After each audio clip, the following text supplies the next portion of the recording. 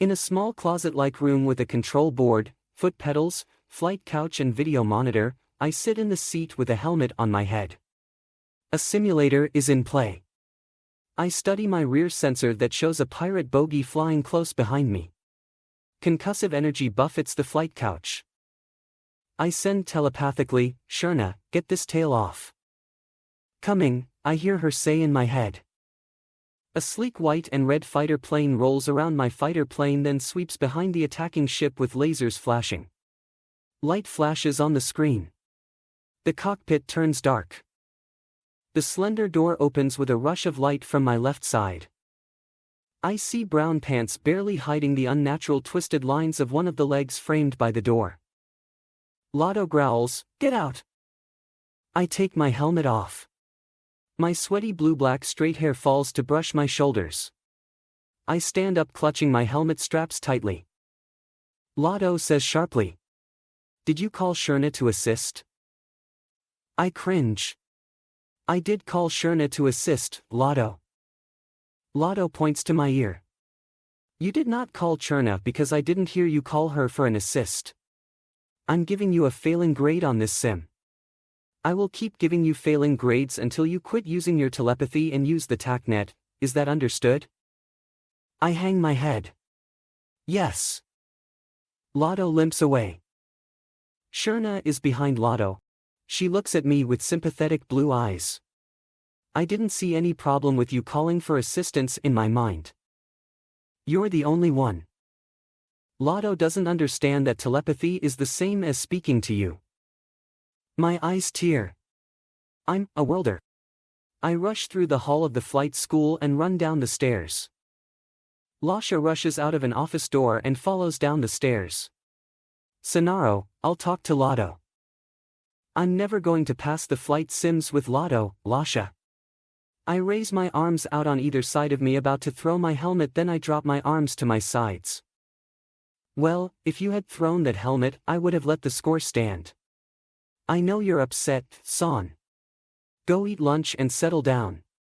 You won't have to deal with Lotto for the rest of the day in study hall." I bow my head to flip my hair over my face to quickly wipe the wetness from my cheeks with my sleeve. "Who told?" "Sherna told me. The fact is, you called for assistance and you didn't get vaporized. You do need to say it aloud too so the rest of the team knows you've called for Sherna so that someone else doesn't call on her at the same time, yes?" I sigh. "Yes." "Good. Now go get your lunch." "Yes, Lasha." Sherna joins me on the stairs and we leave the ready room. Sherna and I walk into an open, well-lit cafeteria with a buffet line. We fill trays with food and sit down at a table. She looks curiously at my plate. "I don't think I'll ever get used to the foods you like." "What is that?" "It's a worlder dish they call a cheeseburger. I still haven't lost my taste for it once in a while." "But what is it?" "Ground beef cooked on a grill, served on 2 slices of bread with cheese, mayonnaise, mustard, lettuce, tomato and sometimes onion, which I hate so I don't include the onion." Sherna cocks her head to the left. "That's strange. I was lucky Selly knew how to make one the first time I came here. Now all the chefs have learned. You want to try a little?" I break off a corner of my sandwich. She looks at it suspiciously. "No." I chuckle then pop the food into my mouth.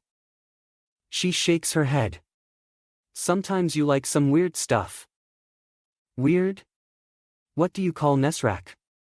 "Moss fried in oil sounds disgusting to me." "Despite what it is, Son, it tastes good. You should try it." "Never." "Still a worlder." She chuckles and shakes her head.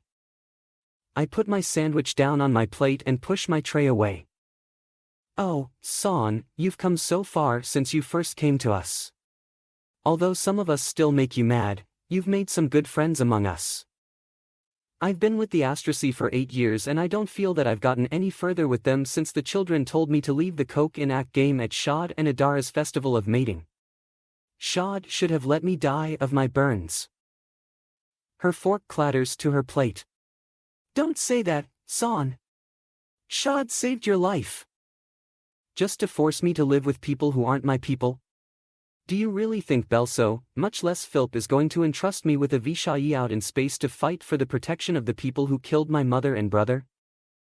Suar with a white baldric strapped around their chest over common clothes strides through the tables. I slump in my chair. This is great. I just needed a sound disruption citation today to go along with my failed simulator. Suar bends over and says softly. San, you're getting too loud. I can see you're having a very frustrating day, but you need to stop disturbing others and eat your lunch here or go elsewhere. I sigh. Yes, Suar. Please stay, San. Remember the first time we met? Years earlier, Baya had short brown hair and wore a light brown vest over her tan shirt and dark brown pants with suede ankle boots. I was 7 years old and wore a white gauze body-burned suit with hood, long-sleeve shirt, gloves and leggings with normal clothes over them. Baya bent over. Hello, Sannaro, I am Baya. I will watch you while Shad and Adara are in council. Would you like to meet my children? They are close to your age. I nodded shyly. Good. Baya looked at Adara, who stood near me with her red curly hair laying down her back, and she wore a simple sky blue dress. We'll be fine, Adara. You go on now. Adara glances around anxiously. Farada, Baya. I know the risk you are taking if Quan were to learn of this. Baya shrugged. I can handle Quan. Now go. I'm sure Shad is waiting eagerly for you. Adara grinned. You are right. I will come back later for you, Sana. I boldly spoke Astrisi. Kohura Naki. Baya's eyes widened in surprise. You know Astrisi well for the short time you have been here. I grin. Adara nods please then leaves. I walk into a room with Baya. Diak is 7 and Shurna is 5. They sit on the floor surrounded by building blocks. Diak had short wild red hair and Shurna had blonde hair flowing down her back. Baya points to the boy. Sannaro, this is Diak. She pointed to the girl. And this is Shurna. Diak, Shurna, this is Sannaro. He doesn't know Astrisi well, so please try to speak basic. Diak grinned. Hi. I'm good at basic. It's fun. Shurna rolled her eyes. My brother's babuka. Baya put her hands on her hips. Shurna, that wasn't nice. You will apologize to Diak now. I cocked my head in confusion. Babuka? I haven't learned that word yet. You won't in a proper language program, Sannaro. It is not a nice word. Shurna, apologize now or we will all go to the mats and you will get a lesson in calling people bad names. Shurna put her hands on her hips. He's not a person. He's my brother. Baya points to the door. Come. Shurna shook her head anxiously. Nui. Then apologize. Shurna wrapped her arms behind her back. All right, Kasse, Kaiho. Diak smirked. Eviat, I concentrate on thinking. Kassai, Kaiho means I apologize, brother, and Eviat means accepted. Baya nodded. Nice translation, Sannaro. Now, you can play. Okay. I said anxiously. I'll come in later to check on you. Baya left the room. Diak sat down again. We're making Vishai. I sat on the floor. Vishai are the fighter ships? They are. I want to make a police cruiser. Why? Shurna asked. I don't know. 'Cause I like them. That's so Worlder. Diak snapped. He is Worlder, Sopa. Shurna bent forward. I am not. Take it back or I'll tell Shali. Shali means mother, right? But what's a Sopa? A dummy. Oh, I said in confusion. Why do you wear white clothes under your clothes? I hurt myself so I have to wear it to heal. I can't see you. Diok shakes his head. You will see him when he's healed. How much Astrisi have you learned? I snap blocks together. I know some. I've been studying it for a few days and now every day. Diok grabs a block before Sherna can pick it up and attaches it to his own creation. I'll help you if you help me with basic. Sherna glares with her hands on her hips. I hand a block to Sherna to make up for Diok's unkindness.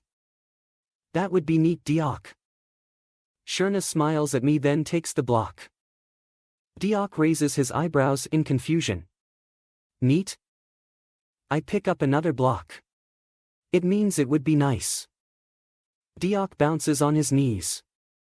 See? You are going to teach me lots about speaking basic. It's going to be so fun. Sherna rolls her eyes. Well, you two can practice all you want. I find language boring. You speak basic good. Sherna puts her hands on her hips. That's 'cause Diok makes me. If I didn't, I wouldn't know when he was talking about me with the other language students. Oh, you wouldn't want that. Sherna threatens to stand. Do you want me to ask Shally if I can take you to the mats? Diok bats his hands through the air. You just try. I'll enjoy knocking you around a bit. What do you mean by taking somebody to the mats? That's how we take care of fights. All Astrisi learn how to fight hand to hand. When we get mad at someone, we go to the practice mats and fight each other. Ed. The self-defense instructor watches to make sure it stays fair. Sherna giggles. Fauza, he likes to watch to see who wins. Diok hops to his feet. Ah, Sherna, I'm telling Shally you said a bad word. Sherna stands to block the door. I did not. Everybody says Fauza. Diok dances around her to get to the door. I'm still telling. I thought Fauza was space debris. Sherna grabs Diok's arm and whirls him back into the room with surprising ease for a small girl that is half Diok's size. See, Diok? Even Sannaro knows what it means, so it's not a bad word. You don't have to call me Sannaro all the time. You can call me Sana. Diok sits and picks up another block. Okay, Sana. I hear that you're here because Adara wants to ask if she can get out of being up for mating at the next festival.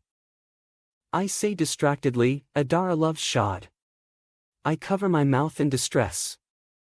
Sherna bounces on her legs. Adara's going to get in trouble. Shad is asking the council if he can marry her. Really? I wish I was there to hear it. That would be fun. Sherna reaches to squeeze Diok's nose. You always think sticking your nose in other people's business is fun. Diok bats her hand away. So?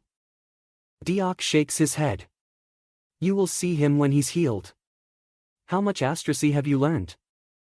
I snap blocks together. I know some. I've been studying it for a few days and now every day.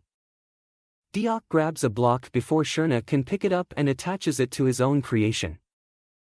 I'll help you if you help me with basic. Sherna glares with her hands on her hips. I hand a block to Sherna to make up for Diok's unkindness. That would be neat, Diok.